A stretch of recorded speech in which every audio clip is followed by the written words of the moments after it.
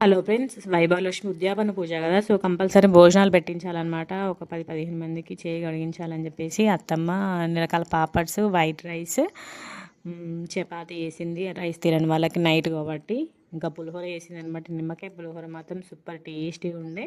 ఇంకా సాంబార్ చేసేసింది. సాంబార్ అయితే పిల్లలందరూ ఇష్టంగా తింటారు కదా, అందుకే సాంబార్ చేసేసింది. చిక్కుడుకాయ వంకాయ కర్రీ వండింది. ఇదైతే సూపర్ ఉండే టేస్ట్ మాత్రము.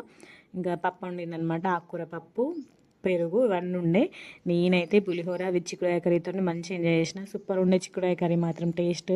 పెరుగు ఉందన్నమాట, పెరుగు కూడా పెట్టేసింది. ఇంకా ప్రసాదంలోకి గోధుమ పిండి పునుగులు చేసిందనమాట. అవి కూడా మంచిగా ఉండే.